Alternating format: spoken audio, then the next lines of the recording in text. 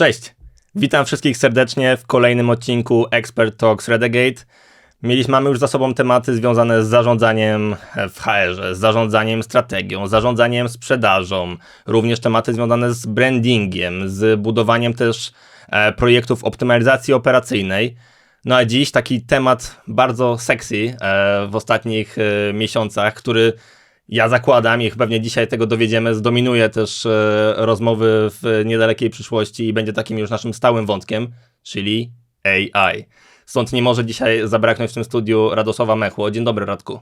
Dzień dobry, Kacprze. Radek, jesteś cybernetykiem, tak, jak ustaliliśmy, nie wojskowym, ale z Wojskowej Akademii Technicznej. Tak jest. Czyli zacząłeś od cybernetyki, byłeś w sprzedaży, w marketingu, no a dziś uczysz ludzi, jak korzystać z AI.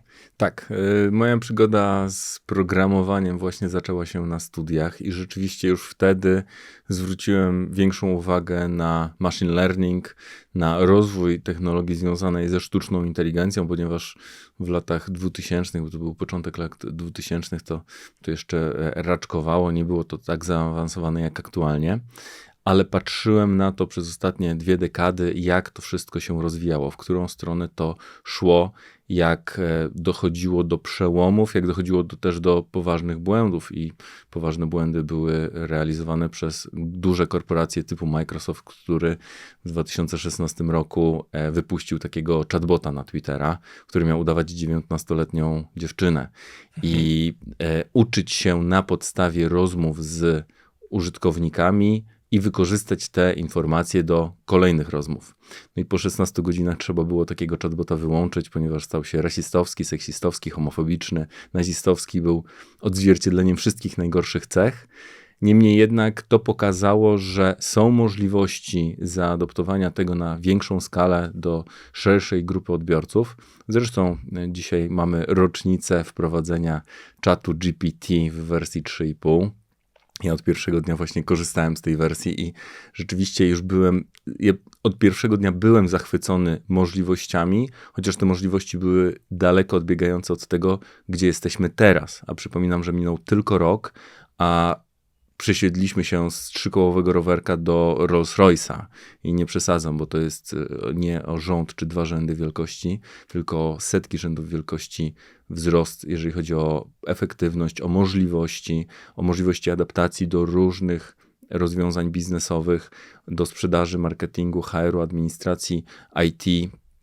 Tak naprawdę za chwilę będziemy mieli możliwość, że każdy z nas będzie tym programistą, przy czym nie każdy będzie ekspertem, ale każdy z nas będzie mógł zaprogramować sobie jakiegoś asystenta, który będzie go wspierał w realizacji jakichś zadań i działań, bez umiejętności de facto kodowania. No oczywiście dużo też zależy od tego, jaką jakość będzie miał taki kod, bo trzeba do tego dojdziemy jeszcze, do tych wyzwań optymalizować, ale stoimy przed naprawdę przełomem, który pozwala firmom znacznie lepiej się rozwijać. Nawet jednoosobowe działalności gospodarcze mają w tym momencie podobne możliwości, co duże korporacje. Ja w 2016 roku pracowałem w firmie, która wdrażała system CRM Salesforce, gdzie był asystent AI-owy, tylko że wtedy było to zarezerwowane właśnie dla firm, które miały bardzo duże budżety, a teraz tak naprawdę za cenę na przykład tych 100 zł możemy mieć ChatGPT, który nas bardzo mocno odciąży, wesprze nas w różnych procesach, no i da nam możliwości działania na takiej samej skali, jak mają możliwości duże firmy, które mają większe budżety. To może spróbujmy troszeczkę sprowadzić dyskusję do konkretnych przykładów, tak, albo konkretnych takich use case'ów dla AI. Nawiązałem do tego, że wywodzisz się niejako z marketingu i sprzedaży, to może troszeczkę o tym też. W jakich obszarach, konkretnie na przykład w sprzedaży, powiesz nam, to jest case dla AI? Ja bym zadał odwrotne pytanie, bo zastanawiałem się nad podobną tezą, czy teza brzmiała, gdzie AI nie będzie miało zastosowania. I tu nie chodziło tylko i wyłącznie o marketing czy o sprzedaż, bo w tym rzeczywiście od ponad 15 lat siedzę. Natomiast patrzyłem na to z bardzo szerokiej perspektywy I de facto doszedłem do wniosku, że w miejscach, gdzie rzeczywiście ta praca fizyczna z jakiegoś powodu, czy te powody są różne, będzie bardzo trudna lub wręcz niemożliwa do zastąpienia przez AI, typu górnik, typu osoba, która pracuje na platformie wiertniczej. No tam rzeczywiście nie ma kontaktu na przykład z klientem, nie ma tych działań, które wymagają jakiegokolwiek wsparcia AI.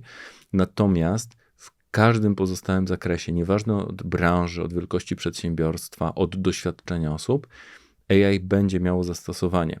I doskonałym przykładem, który znalazłem, był malarz pokojowy, czyli osoba, która przychodzi do nas wykończyć nam dom.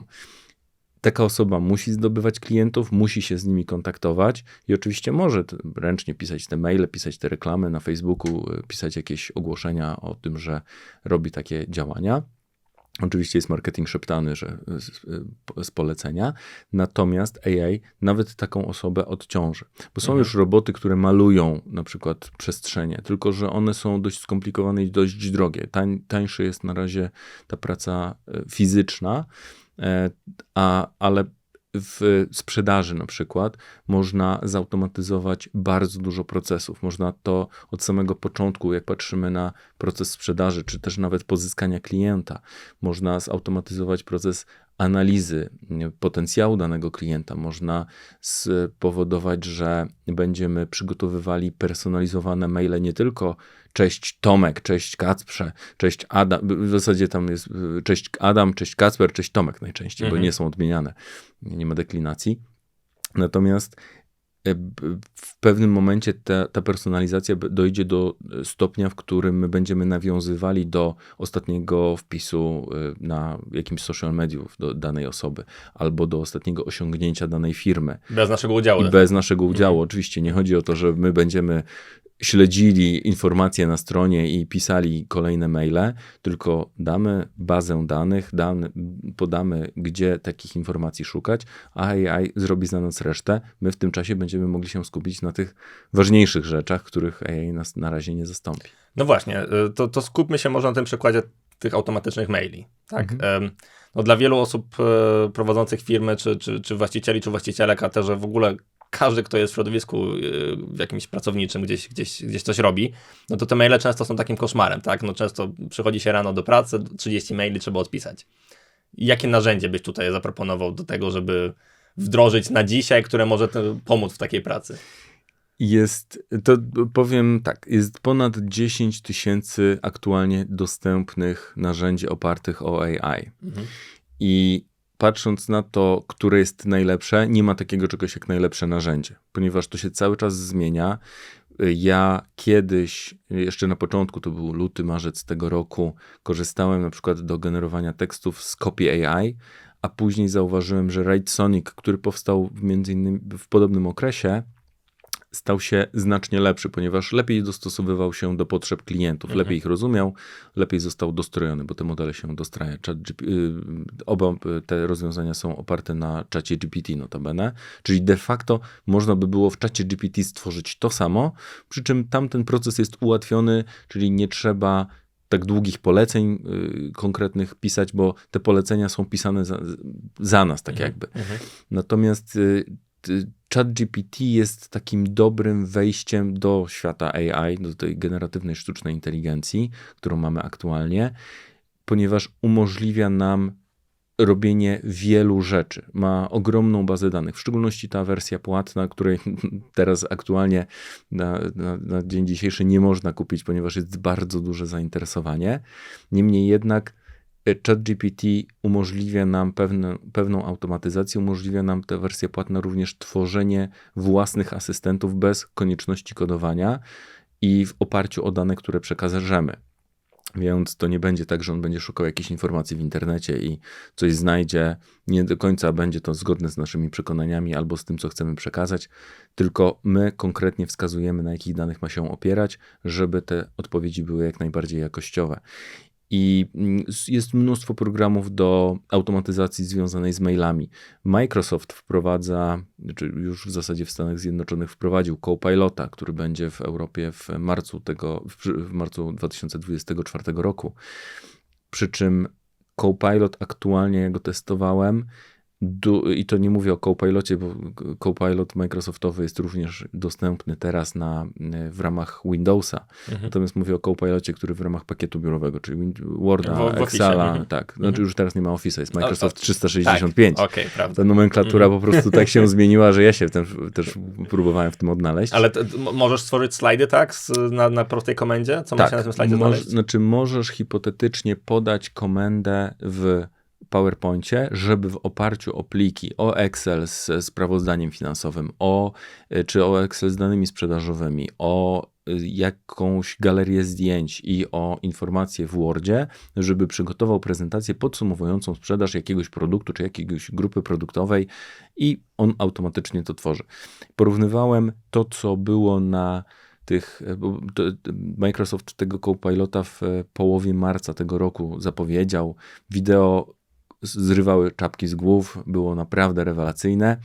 Ostatnio jak to testowałem, to te czapki jeszcze na głowach zostają, ale ja wiem, że to jest kierunek, w którym oni dążą i to, że na razie jeszcze nie możemy osiągnąć takiej efektywności, nie oznacza, że nie będziemy jej mieli w przeciągu najbliższego półrocza czy roku, no bo patrząc na to, jak sam ChatGPT się zmienił w ciągu ostatniego roku, to wierzę w to, że w przyszłym roku ta rozmowa wyglądałaby zupełnie inaczej i byśmy mówili jak z innej epoki. Tak, bo przeskok jest rzeczywiście, patrząc na to, jak się poszczególne rzeczy rozwijały, no to takiego przeskoku jakościowego w tak krótkim czasie, no to ciężko jest znaleźć, żeby coś zostało tak bardzo poprawione. Tylko co musi się stać, żebym był w stanie zaufać takim narzędziom, żebym był w stanie zaufać temu, że na przykład mogę taką prezentację przygotować na spotkanie z zarządem, gdzie podsumowane są tego typu wyniki. Jakby, tak jak wcześniej wspomniałeś, im lepsze jest to polecenie, im lepsza jest ta komenda, ten prompt, który tworzę, tym pewnie output też jest lepszej jakości, tak? Tylko jak się tego nauczyć? To jak zaufać, to jest bardzo ciężkie i oczywiście człowiek tutaj jest tym ostatnim elementem, który musi zweryfikować, czy dana treść została przygotowana zgodnie z wytycznymi, czy jest fajna i interesująca dla odbiorcy, czy jest zgodna z prawdą. No już, jak to mówią, Abraham Lincoln powiedział, że nie należy ufać w nic, co się przeczyta w internecie. Natomiast im lepszą bazę danych mamy, im lepiej określimy, czego oczekujemy, tym lepsze odpowiedzi dostaniemy i tym mniej sprawdzania będzie, czy to jest zgodne z prawdą. Rzeczywiście do wakacji tak naprawdę był problem, że ChatGPT halucynował, czyli tak naprawdę zmyślał jakieś dodatkowe elementy. Mi się to również zdarzyło podczas kilku webinarów na żywo, gdzie on dopisał sobie do danych, które były faktyczne, jakieś elementy, które miały podkreślić, że te dane naprawdę są faktyczne. Rozumiem, chłopaki z OpenAI coś testowali, tak? Nie. To chodziło o to, że ten model miał za zadanie dawać odpowiedź niezależnie od tego, czy tę odpowiedź posiadał, czy zgodną z prawdą, czy nie. I na przykład wymyślił mi profesora i wymyślił mi link do jakichś badań, których nie było. Ja to tam podczas webinaru nie był to duży problem, bo ja nawet zwróciłem na to uwagę.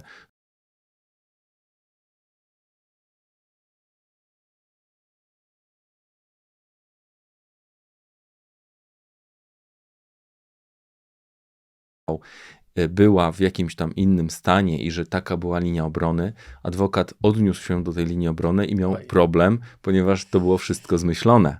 Czyli adwokat skłamał w sądzie. Więc i należy na to patrzeć z perspektywy ryzyka, to raz. Bezpieczeństwo zresztą jest jedną z rzeczy, które podkreślam na każdym webinarze, na każdym szkoleniu, na każdym wdrożeniu. To jest kwestia bezpieczeństwo i prawdziwość danych to są elementy, na które trzeba zwrócić uwagę. A jak się nauczyć na przykład tworzenia poleceń? To jest świetne pytanie, bo ja też na szkoleniach bardzo często słyszę, że ChatGPT nie przynosi fajnych rezultatów, że nie daje dobrych tekstów. No ale pytam, dobrze, a jakie mu zadałeś polecenie? Napisz mi post o wodzie, bo handluję wodą. No to wyobraź sobie, że taki sam tekst dajesz copywriterowi. nowemu, który cię nie zna. On ma 1 000 000 pytań, ale jaką wodą? Źródlaną, ze studni czy kranówką? W jakich butelkach? Gazowana, niegazowana, smakowa? Jakie pojemności? W jakiej cenie? Gdzie można kupić? Czy są wielopaki? Od razu nam się pojawia kilkadziesiąt pytań. I tak samo musimy bardzo dokładnie doprecyzować, czego my oczekujemy. ChatGPT czy jakiekolwiek inne narzędzie AI-owe nie czyta w myślach. I co prawda jeszcze, bo są oczywiście już takie badania związane z wykorzystaniem rezonansu magnetycznego do tego, żeby obrazy z mózgów i informacje z mózgów były czytane i analizowane przez AI i rzeczywiście one przynoszą bardzo dobre rezultaty, natomiast trzeba do rezonansu magnetycznego taką osobę włożyć, więc jeszcze dużo czasu minie, zanim zminiaturyzujemy to do stopnia, w którym będzie można rzeczywiście czytać komuś w myślach. Niemniej jednak te jakościowe odpowiedzi, bo też widziałem wiele stron, które mówią 1000, 2000, 5000, ostatnio 50 000 najlepszych promptów do czatu GPT. Zasadność tego jest taka sama, jakbym przygotował 50 000 najlepszych odpowiedzi na pytanie od klienta. Wśród tak dużego zbioru danych szukanie tego kryształu czy tego diamentu, który będzie najlepszą odpowiedzią, mija się z celem, ponieważ szybciej napiszesz taką odpowiedź. Tak. I ja wykorzystałem nawet taką stronę, na której było 1000 poleceń, wrzuciłem to do czatu GPT i poprosiłem o to, żeby mi przygotował schemat, z czego składają się poszczególne polecenia, czyli z jakich elementów, jakie elementy składowe są w poszczególnych poleceniach. I on mi przygotował to, ja to zastosowałem w Excelu, którego teraz zresztą udostępniam w ramach darmowego kursu ChatGPT w biznesie i dzięki temu Excelowi można rzeczywiście, podając kilkanaście słów, wygenerować polecenie na pół strony, ponieważ reszta jest dopisywana w ramach tego automatycznie, modelu. Tak, w ramach tego modelu. Nie, to powiem szczerze, że przystępując dzisiaj do rozmowy, już miałem takie założenie, że pewnie tę rozmowę, tak jak sam powiedziałeś, będzie trzeba powtórzyć za rok, bo widzimy ten rozwój też. Rozmawialiśmy jeszcze przed samą rozmową, że Google też uruchamia niedługo Gemini, tak? Czyli to też jest, Google też mocno walczy o to, żeby się pokazywać w tym środowisku AI. No i kto wygrywa, jeżeli chodzi o te narzędzia, twoim zdaniem? Kto jest dzisiaj takim liderem? Tak jak już wcześniej wspomniałem, nie ma czegoś takiego jak najlepsze narzędzie AI, bo aktualne rozwiązania AI-owe służą różnym celom. I jeżeli miałbym wskazać takiego czarnego konia, który rzeczywiście teraz prowadzi, to pod względem generatywnego AI to jest to OpenAI, które ma ChatGPT, w którym możemy nie tylko tworzyć teksty, ale też tworzy obrazy, tworzy analizę, może wyszukiwać informacji w internecie. Z drugiej strony mamy Microsoft, który zainwestował $10 miliardów w OpenAI i który jest praktycznie połowicznym udziałowcem w tej firmie i który wykorzystuje te modele w Bingu, w Copilocie, tym do Windowsa, czyli rozwiązaniach, które ma, przy czym dostraja je do potrzeb użytkowników. Z trzeciej strony mamy Google'a, który jest potentatem, jeżeli chodzi o internet i rzeczywiście pomimo tego, że BART daleko odbiega od jakości, jeżeli chodzi o jakość odpowiedzi w porównaniu na przykład do czatu GPT, to ma różne inne funkcjonalności, które są fajne, na przykład automatycznie dany tekst czy dana tabela może być wyeksportowana do Excela czy do Google Forms, a w czacie GPT trzeba ją ręcznie kopiować. Z czwartej strony mamy jeszcze Anthropic, czyli osoby, które odeszły z OpenAI w 2021 roku i po 2 latach mają model, w który Amazon zainwestował 4 miliardy, a łącznie to tam ponad 6 miliardów dolarów jest już zainwestowane. I to jest bardzo poważny konkurent do czatu GPT, przy czym nastawiony bardziej na podsumowywanie bardzo długich tekstów, na bezpieczeństwo, bo właśnie to było kością niezgody, dlaczego osoby, które założyły Anthropic, odeszły z OpenAI. Właśnie kwestie bezpieczeństwa. Zresztą ostatnia afera z tym, jak była roszada na zarządczych stanowiskach w OpenAI, gdzie sama Altmana zwolnili, było 2 prezesów. Tak, też się mówi, że to tło było właśnie. Było, bezpieczeństwo właśnie. I tutaj tak naprawdę na razie nie wiemy, co jest powodem, bo też pojawia się motyw mocnej sztucznej inteligencji, czyli tego z modelu, który już samodzielnie może poprawiać się bez konieczności ingerencji człowieka. To jest ten Q-Star, tak? Tak, Q-Star, tak. Mhm. Czyli coś, co analizuje swoje poprzednie działania i patrzy, gdzie może się samodzielnie polepszyć. Bardzo dobrym przykładem tego, żeby to zobrazować, jak to się dzieje. Jest gra Go, która ma największy stopień skomplikowania, jeżeli chodzi o liczbę ruchów, ponieważ wszystkich dostępnych ruchów jest 10 do potęgi 360, czyli 10 i 360 zer. Czyli to jest 4 razy więcej niż wszystkich atomów w widzialnym wszechświecie. Opcja, która nie jest możliwa do zasymulowania przez jakikolwiek aktualnie dostępny komputer, nawet superkomputery, w realnym czasie. Natomiast jeżeli popatrzymy na to, że najlepsi gracze Go, ludzie, byli w stanie pokonać najlepsze algorytmy komputerowe, to teraz komputery, ucząc się na najlepszych grach, mogą grać z samymi sobą i widać, że grając z samym sobą na tych najwyższych ustawieniach, one siebie ulepszają, czyli już wyprzedzają tego człowieka. W 1997 roku Deep Blue od IBM, komputer pokonał Garry'ego Kasparowa w szachy. Aktualnie w telefonie mamy takie szachy, które pokonają każdego arcymistrza na najwyższym poziomie bez większego problemu. Czyli popatrzmy, jak w ciągu ostatnich 20 paru, prawie 30 lat poszła tam miniaturyzacja do przodu i jakie mamy możliwości. W zasadzie mamy dostępność wszelkiej wiedzy dostępnej na świecie w kieszeni naszego płaszcza, marynarki czy spodni. No, AI, te modele językowe, które się tworzą, są bardzo też pomocne, jeżeli chodzi o budowanie interakcji z klientami, tak? Czy nawet interakcji wewnętrznych w ramach organizacji. Są też do tego podczepione już od razu problemy związane z, nie wiem, z ochroną danych, z bezpieczeństwem i w ogóle ze sposobem, w jaki sposób zarządzamy tą komunikacją z klientem. Jak ty do tego podchodzisz i co ty byś sugerował ze swojej strony, co warto by wypróbować już dzisiaj, jeżeli chodzi właśnie o budowanie interakcji z klientem z wykorzystaniem AI? Wszystko, znaczy dużo zależy od tego, które obszary są najmniej zaopiekowane albo które obszary pobierają najwięcej zasobów w organizacji. Bo w pierwszej kolejności, na przykład jak my robimy wdrożenie, to analizujemy, na co ludzie najwięcej czasu spędzają, czy co im sprawia największe trudności. I tak zwykle jest z doświadczenia twojego, jakie to są czynności mniej więcej? To jest, bardzo dużo zależy od organizacji, od jej wielkości, od jej branży, od jej specyfiki.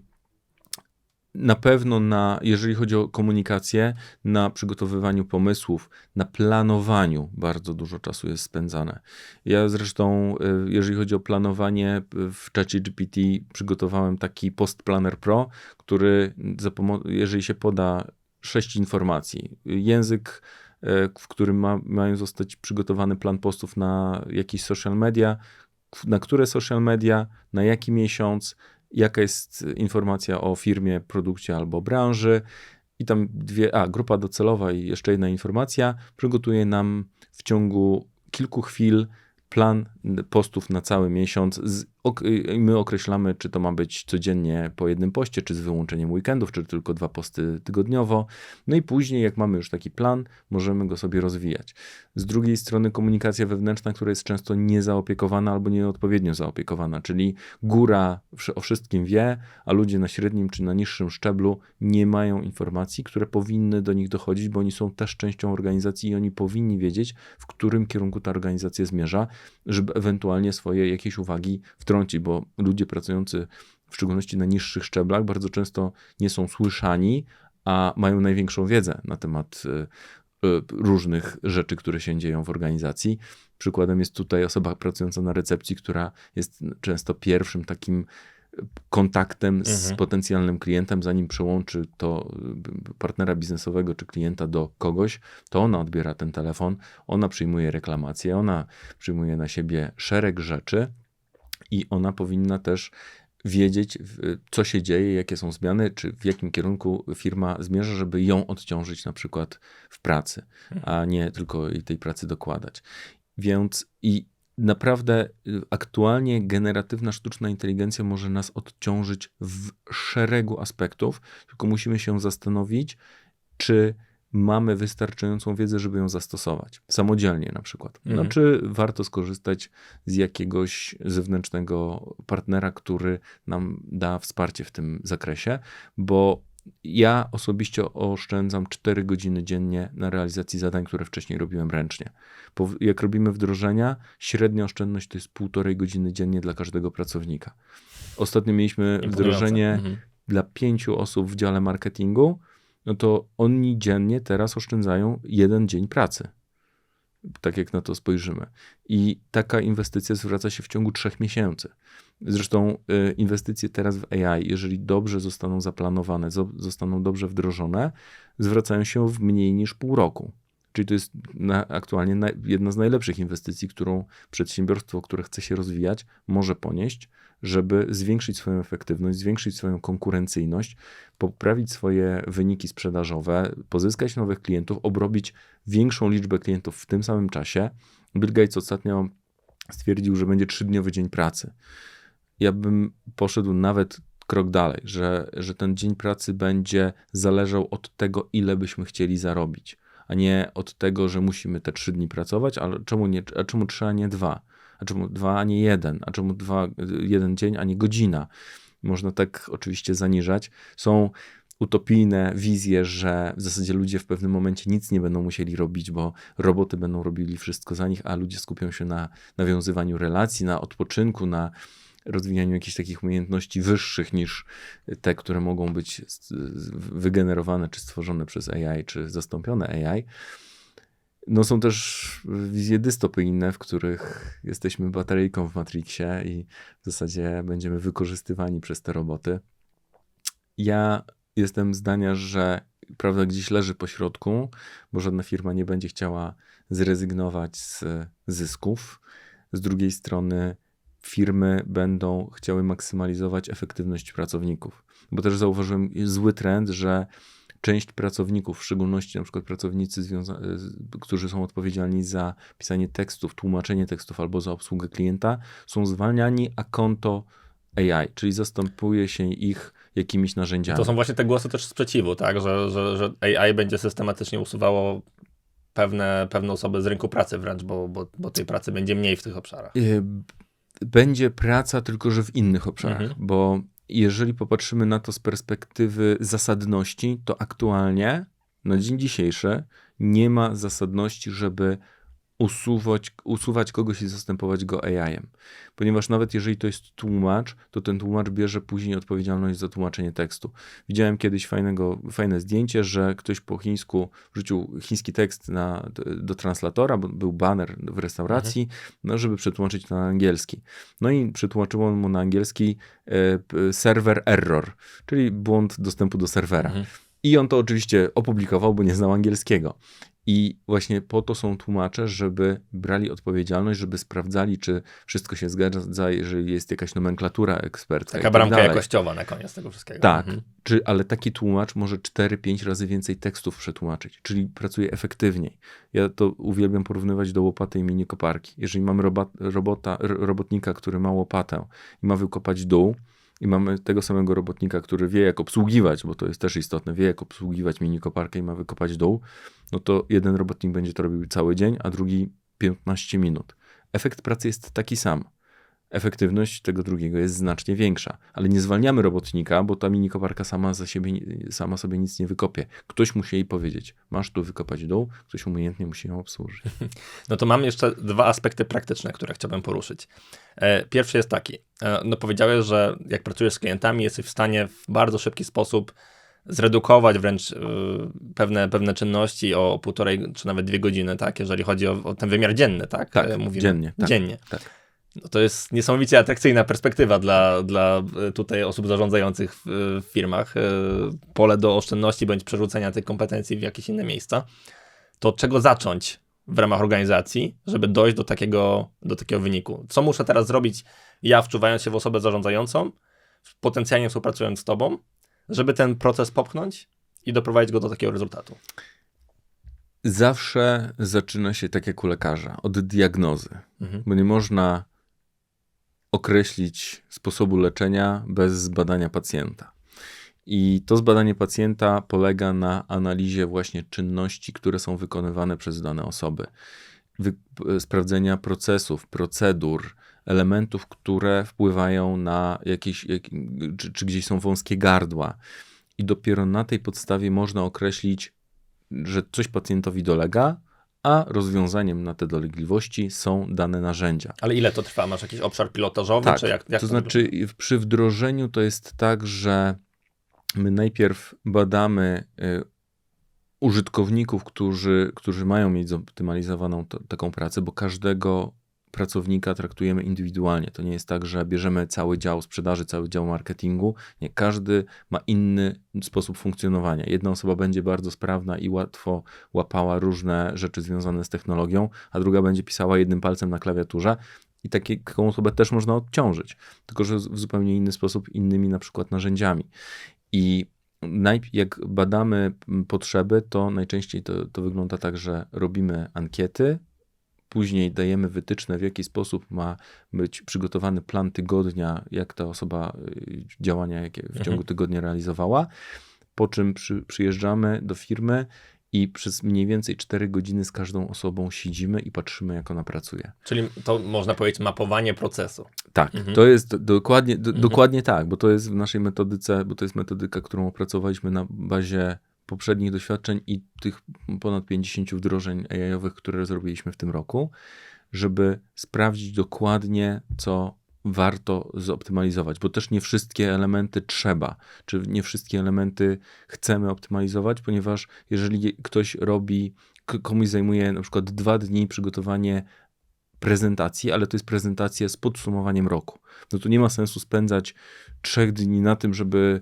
zoptymalizować ten proces, że jednym kliknięciem, dzieje się raz rocznie. ale raz do roku. Ale jeżeli ktoś nawet 20 minut dziennie, czy pół godziny dziennie spędza nad czymś, co mu może zająć 2 minuty, mnożymy to sobie. No Excel nie kłamie, matematyka nie kłamie na szczęście i chodzi o to, żeby określić właśnie, które aspekty są najbardziej czasochłonne, albo które są też najtrudniejsze, przez co te osoby tracą czas.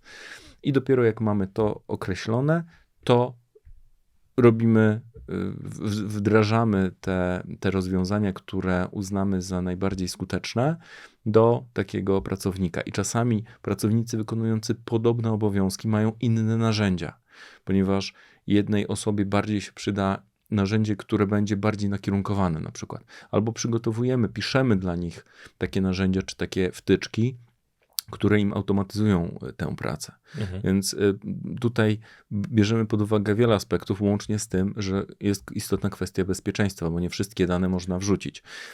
Copilot od Microsoftu chwali się tym, że dane, które przekażemy w ramach tych rozwiązań copilotowych, nie są wykorzystywane do uczenia modelu. Czyli zostają jakby w ramach organizacji. Tak, są w tym ekosystemie. Wierzymy w to? Wiesz, no można uważam, że trzeba w to wierzyć, bo taka organizacja jak Microsoft nie może sobie pozwolić na to, żeby taki wyciek danych nastąpił, chociaż ostatnio mieli w zeszłym miesiącu ktoś wrzucił 10 chyba gigabajtów danych tajnych związanych z uczeniem różnych modeli, z hasłami dostępowymi, z wszystkimi innymi rzeczami, ale to był błąd ludzki. Natomiast mamy SharePointa, mamy maile. I tak naprawdę ryzyko włamania się na naszego maila, czy do naszego FTP, czy SharePointa jest na podobnym poziomie. Więc musimy ufać, że rzeczywiście te rzeczy nie będą wykorzystywane do uczenia modelu. Druga rzecz, to nie jest tak, że raz wrzucony plik, wyobraźmy sobie, że ja bym przygotował plik Excela, który się nazywa Plany sprzedażowe Microsoft 2024 i zmyślał tam jakieś dane, no bo oczywiście tych danych nie posiada. Tak, nie znaczy, że z automatu będzie wciągnięte. Znaczy będzie wciągnięte, ale nawet ten model nie weźmie tego jako absolut, jako prawdę objawioną i jeżeli ktoś zapyta, czy wiesz, jakie są plany sprzedażowe Microsoftu? Proszę, tu masz plik. Nie? Bo oczywiście, gdyby 10 000 osób ten sam plik z tymi samymi danymi wrzuciło, już by było pewne prawdopodobieństwo, że rzeczywiście to jest coś na rzeczy. Natomiast Microsoft czy OpenAI nawet, bo jest w OpenAI możliwość wykupienia Enterprise, czatu GPT, który twierdzi, że właśnie tych danych nie wykorzystuje do uczenia modelu. Notabene przy tworzeniu własnych GPT-sów, jest taka możliwość w wersji płatnej, jest tam możliwość również przekazania danych z odznaczeniem takiego checkboxa, że wykorzystuj moje dane do uczenia modelu. Czyli to jest pewien poziom zaufania. Ale to jest taki sam poziom zaufania jak to, że wysyłając klientowi ofertę albo wysyłając do prezesa firmy informacje poufne, on nie pokaże tego całemu światu, albo ktoś nie włamie się na jego skrzynkę. No to jest dobry punkt. Przekonałeś mnie. Natomiast druga perspektywa praktyczna, do której chciałem nawiązać. Już jesteś z tym klientem, pracujesz z nim. U klienta są menadżerowie, menadżerki, również pracownicy na różnych szczeblach hierarchii. No i nie każdy musi być entuzjastą AI. Nie każdy też jest takim geekiem komputerowym, który powie od razu, ok, super, to jest to, chcę to zrobić. I w jaki sposób jesteś w stanie wygrać tę osobę dla projektu? W sensie, w jaki sposób jesteś w stanie przekonać tę osobę do tego, żeby współpracowały po prostu? To, o czym ty mówisz, to jest zarządzanie zmianą, co przy praktycznie każdym wdrożeniu widzimy. Bo to nie chodzi o to, żeby tylko pokazać narzędzia, żeby dać tą mini koparkę, ale żeby pokazać, jak się ją obsługiwać i żeby pokazać, że obsługa takiej mini koparki spowoduje, że zamiast 8 godzin dziennie będziesz pracował, zrobisz to samo w ciągu 15-20 minut, czy nawet godziny. Więc pokazujemy od merytorycznej strony, czyli strony, z którą nie da się de facto dyskutować. No bo jeżeli rozmawiamy o bezwzględnych liczbach i ktoś może powiedzieć, no ale ja lepsze teksty piszę. No tutaj jest to już niemerytoryczne, no bo co to znaczy lepsze? Bo każdy model może zostać nauczony do tego, żeby pisał jeszcze lepsze teksty. No tak, tylko nie ma wtedy takich pytań, Radku, słuchaj, ja to robię codziennie, zetniesz mi to zaraz, co ja będę robił? I takie obawy są, tylko takie obawy, jeżeli im wcześniej zostaną zaadresowane, bo my w ramach wdrożenia robimy też komunikację z wyprzedzeniem. To nie jest tak, że nagle wchodzimy do firmy i mówimy, słuchaj, to ty dzisiaj korzystasz z tego, a ty z tego, a ty z tego. Ludzie by się przerazili. My bardzo merytorycznie to uzasadniamy, bo jeżeli mówimy, i to zresztą pokazujemy, że oszczędzisz te 1,5 godziny dziennie, średnio, to nie chodzi o to, żebyś teraz 1,5 godziny wcześniej wychodził z pracy, chociaż jeżeli masz szefa fajnego, który ci na to pozwoli, ale na przykład wykorzystasz ten czas do innych działań, do zgłębienia pewnych tematów, które powinny być zgłębione dawno, dawno temu. Ludzie bardzo dużo czasu spędzają na odkopywaniu się z rzeczy, które mieli wykonać szereg dni czy tygodni temu, przez co cały czas nie nadążają nad tą bieżączką. I my im pokazujemy, że można nadążyć nad bieżączką, można robić coś efektywniej, można też uczyć się na przykład jakichś rzeczy, bo ja bardzo często wykorzystuję ChatGPT do pisania makr. Wcześniej pisałem makra ręcznie, ale jak miałem jakiś problem z makrem w Excelu, to głowiłem się czasami 0,5 godziny, a czasami 2 dni. A w pewnego dnia, jak miałem problem, wrzuciłem ten kawałek kodu, zapytałem go, opisałem, co ten kod miałby robić. On mi nie tylko dał odpowiedź, jaki jest poprawny kod, który ja wkleiłem i rzeczywiście od razu działał, ale jednocześnie mi wyjaśnił, jakie błędy popełniłem w poprzednim kodzie. Czyli to pozwala na pewien sposób edukacji, która lepiej jest przyswajana przez użytkowników, ponieważ nie jest taka nachalna, a nawiązuje do czegoś, co my rozumiemy, czyli co dana osoba w perspektywie swoich doświadczeń może przyswoić. I ten oszczędzony czas można skonsumować na szereg różnych rzeczy. Na przykład HR jest bardzo dobrym przykładem, ponieważ dużo czasu poświęcają na przygotowanie ofert pracy, na wszelkiego rodzaju analizy, na rzeczy związane z porównywaniem CV, które przychodzą. I oczywiście są programy, które automatycznie wyłapują słowa kluczowe. Tylko wyłapanie słów kluczowych często jest tylko częścią rozwiązania. A to już potrafiliśmy też 10 lat temu wyłapywać słowa kluczowe. Tak, tylko że na przykład ludzie, jak się złapali w tym, to pisali pod koniec CV na białym tle, białą czcionką słowa karmią. kluczowe, które karmią tak. I zawsze ich CV było na wierzchu. Tak. Teraz taki ChatGPT, ja zresztą pokazywałem to na jednym z webinarów, wrzuciłem 5 CV, które były przygotowane przez ChatGPT, więc nie było obawy, że jakieś dane osobowe wyjdą. Wrzuciłem 5 CV, wrzuciłem informacje ogłoszenia o pracę i poprosiłem o wskazanie mi 2 osób, które najbardziej spełniają te predyspozycje. I nie tylko ChatGPT mi wyciągnął te osoby, ale on mi wskazał, na jakiej podstawie on będzie oceniał te osoby. Czy ta ścieżka decyzyjna również zakreślona? Wskazał mi metodykę, że te elementy będzie brał pod uwagę i jeżeli na przykład ktoś miał 2 lata doświadczenia, to ma 0 punktów, a jeżeli od 2 do 5 to ma 1, a jeżeli powyżej 5 to ma 2 punkty. Na przykład ja mogłem te elementy zmienić albo powiedzieć, dobrze, ufam ci, że to będzie ok, rozwiązanie. Więc i później, jak już wybrał te 2 osoby, ja poprosiłem go, żeby przygotował spersonalizowanego maila na podstawie tych CV. Czyli nie tylko, cześć Adam, fajny masz CV, zapraszamy cię na rozmowę wtedy i wtedy, tylko cześć Adamie, w twoim CV masz doświadczenie z takiej i takiej firmy i widzimy, że też byłeś aktywny przez wiele lat na takim i takim stanowisku, dlatego chcemy cię zaprosić. Osoba, która dostaje takiego maila, zupełnie inaczej patrzy na organizację, niż tylko cześć, fajne CV, zapraszam na rozmowę, bo takie maile wychodzą do wszystkich, albo cześć, niestety zdecydowaliśmy się na kogoś innego, ale dlaczego? I więc HR może to automatycznie uzasadniać, nie musi już samodzielnie tego pisać, a dzięki temu ten employer branding, bo to też pomimo tego, że to nie są pracownicy, to jest pewien rodzaj employer brandingu, dobra fama idzie. Wiarygodnie wygląda, prawda? Tak. Ja też nie ukrywam, że nawet w samym Redagate, dlatego dzisiaj też rozmawiamy o AI, bo też przygotowujemy się do nowej wersji tutaj naszej platformy i no nie jest przypadek, mogę powiedzieć, że dlatego, że rozmawiamy o tym temacie AI, bo właśnie jest to bardzo atrakcyjne w tym kontekście również. I jak popatrzymy na HR, który oszczędzi dzięki temu powiedzmy 3 godziny pracy dziennie, to te 3 godziny może poświęcić na human relations, czyli na rozmowę z poszczególnymi pracownikami, na zrozumienie ich problemów, na zrozumienie na przykład, gdzie mają jakieś niedostatki, albo co ich boli, czy są źli na szefa, czy po prostu mają zły dzień, bo się nie wyspali, bo im, nie wiem, pies warczał całą noc, szczekał pod oknem, czy może jest jakiś inny powód. Czyli powrót do takich rzeczy, które rzeczywiście paradoksalnie AI spowoduje, że będziemy bardziej ludzcy dla siebie, moim zdaniem. Chociaż też najśmieszniejszym paradoksem jest to, że komputer pyta nas, czy nie jesteśmy komputerem, że musimy zaznaczyć jakieś tam checkboxy, jak captcha jest, nie? Zbliżamy się powoli do końca naszej rozmowy, ale nie mogę ciebie też zapytać o takie już bardzo praktyczne przykłady z twojego życia wręcz, jeżeli chodzi o to, w jaki sposób ty wykorzystujesz ChatGPT. Jesteś przedsiębiorcą, prowadzisz bardzo wiele projektów, pomagasz również w ramach szkoleń, tak? Myślę, że jesteś dość zabieganą osobą i mało masz wolnego czasu i starasz się pewnie wygospodarować jak najwięcej z każdego dnia dla jakichś swoich spraw prywatnych. W jaki sposób wykorzystujesz narzędzia AI na co dzień dla siebie, prywatnie?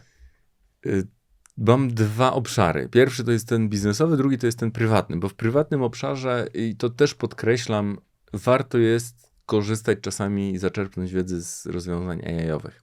Jeżeli chodzi o obszar biznesowy, to biorąc pod uwagę mnogość narzędzi, mnogość nowości, które się pojawiają, żeby być z tym na bieżąco, musiałbym spędzać praktycznie cały dzień oglądając wideo i czytając różne artykuły.